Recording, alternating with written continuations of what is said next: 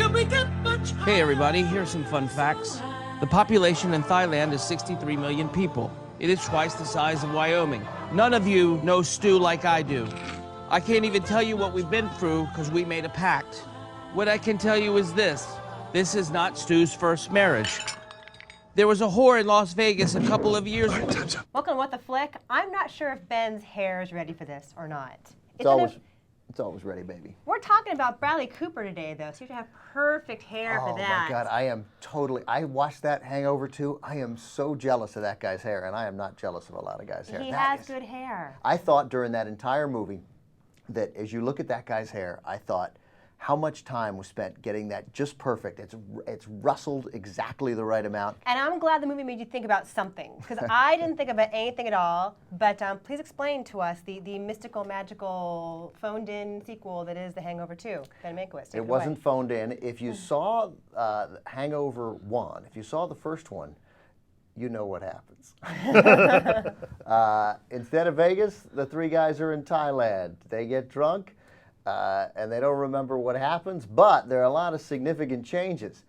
Instead of losing a tooth, Ed Helms has a tattoo. Instead of looking for the groom, they're looking for the groom's future brother-in-law. And instead of a tiger, it's a monkey. Totally different. Totally different movie. I can't believe this is happening again. It's Lauren's little brother, he's lost. We're not going back without Teddy. We love to party. Pull that monkey in! He's so strong! Hold on, boys! Oh my word! What is going on? I have an issue with Ben's assessment of the intricacies that make The Hangover 2 so special. I think that the monkey is tantamount to the baby they found in the first one because they schlep it along with them and it leads them to the person they have to find. I think the tiger is just a tiger. Outrageous. It is. Outrageous. No incongruency there. How are you even a professional film critic? Often they don't pay me. You bitch. I know. No, here's why it's the tiger and not the baby. Please explain this. Because it's in the bathroom. It because is they're in the surprised bathroom. by it in the bathroom. I think this is the kind of rich debate that people no. And I think instead of Ed Helms losing a tooth, that other dude loses the finger. He does lose a finger. There's a missing body part there. Look, there's a lot of subtlety going on here. Yeah, it's a rich hodgepodge. They take the best elements from. No, look, I think Tapestry. you're being too harsh. Is it because you called it in your review, which I quoted in my review in Huffington Post. Where my money at? You called it lazy, arrogant, or a combination of the two. Yes, I'm right. I think that it's lazy. I don't think it's arrogant. It obviously, they did not sort of expand. And I think that constricted them because I think there were moments where the film is long stretches where it gets dull because I think that Todd Phillips, who directed it as he directed the first and he co-wrote this one, that it feels like that he felt totally sort of bound in by the restrictions of having to follow this specific story. Yeah, I mean, it's one of those examples that you think that somebody at the studio is saying to them, this needs to be exactly like that first one. It needs to be exactly the same thing. Let's not do anything new. Let's not try and come up with some other storyline. Kidnapping, finding a lost person, blacking out from the night before. It's got to be exactly the same. Shouldn't the only thing that had to be the same is these guys in a strange city, they're drunk and they can't remember what happened, but reconstructing it doesn't have to be identical. Beat by beat. And they even say in the movie, it's happened again. I can't believe this is happening again. They say it over and over again. But you know yes, what? we get it. It's a sequel and there's no creativity But here. I was kind of okay with it. I still I didn't think it was it's not a great movie. Don't get me wrong. I don't think it's as good as the first one. I think the first one succeeds a lot because it is such an over-the-top idea, and some of the power of that is lost by repeating that exact same idea. I don't think they go quite as far as they need to, taking that same idea and kicking it up. but it was okay. There were some good laughs. I was all right with it. No, all of the power is lost because the fun of it, the thrill of the original, is that you're solving this mystery along with them. And even though they have hangovers and they're miserable and they're panicking as they go along, they clearly had a blast and they made you want to go along with them. That never happens in this one. Like what you find out they ended up doing is dark and boring and not fun. Look, that is the beauty of the first one, that there's the unknown, and you sort of solve the mystery with it. There's no question, but I think that this movie suffers, and I think what many critics are going to say, you included, that I think is missed is if you weren't comparing this to the first, this is sort of a fun film. These guys are really good together. It is funny. There are long, dull stretches in it. A couple of long, dull stretches in it, where again, I think that they're forced to follow this story that they shouldn't be forced to follow.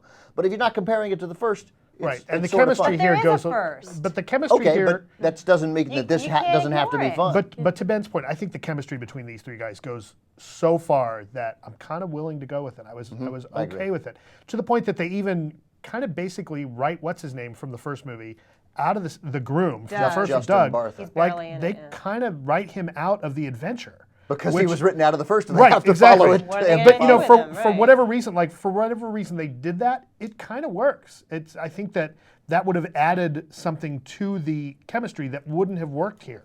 What if they lose a disc? This is what I thought of. And the disc, if they don't find the disc, it will cost Ed Helms' future and father-in-law his business. That was my idea. It's so clear I'm not a screenwriter. Microfilm. Right, microfilm, right. Microfiche. What happened to microfiche?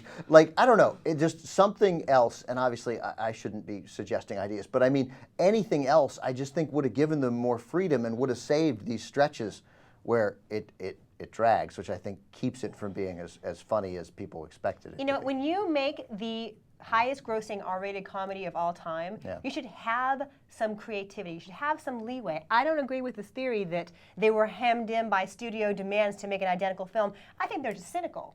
And they're going to make it as easy as possible on themselves to cash in again. I think when you have that kind of power, you can make whatever kind of film you want, and they just chose to make one that was lazy. You're cynical. I am. You're so I want cynical. fun. I want fresh, exciting fun. Oh, I see, didn't get it. I feel like the exact opposite. Oh, #1 R-rated comedy of all time. Let's make that movie again. Must be safe with Must it? be safe. That's absolutely the way it is. I could stand a third one because I think this one was better than average, but I think they can do a little better. Well, who else gets married?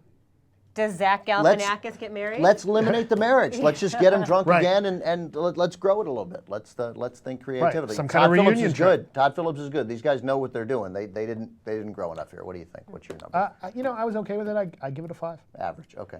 2, the obligatory scene where they wake up in the squalid Bangkok hotel room is shot really beautifully. I mean, it's sort of a marvel of production design and detail. You get all the moments there where, okay, they did this, they did this, they did this, and I love the way it's shot. It's very seamy and grimy, and So 2 for that one scene. So without that scene, like a It 0? could be a 0. The smoking monkey is not funny to me, and I'm not offended by the fact that he's a smoking, drug-running monkey. I just think it's lame.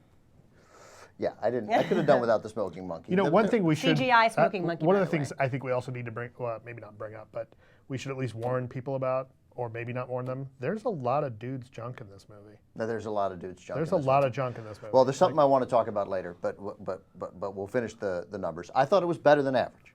I think it's sort of funny. I laughed, so I give it a 5.5. Just a little better than average. Pulls our overall number up to 4.5. So a recommendation if we don't Sort of. count the girl who gets offended, I'm so offended lame by and everything. easily offended by penises. Yeah. So it's not doing very well not. in our tomato world, is it? No, it's not. It's in the mid-30s, which I think is a little harsh. I think a Yeah, lot I of people are comparing it To the first. unfavorably to the first one. That's what's And, killing it. You know, That's what's killing it. Right. If the bar wasn't set that high, I think it'd be more probably in the 60s. And What you, did the first one do? Like a 70s? The first one is certified fresh. It's high 70s. and by the if way, I remember correctly, you I being could be offended by penises is not what I hear. We'll leave it right there. Hey guys, check it out. Alan, cut it out. When a monkey nibbles on a weenus, it's funny in any language.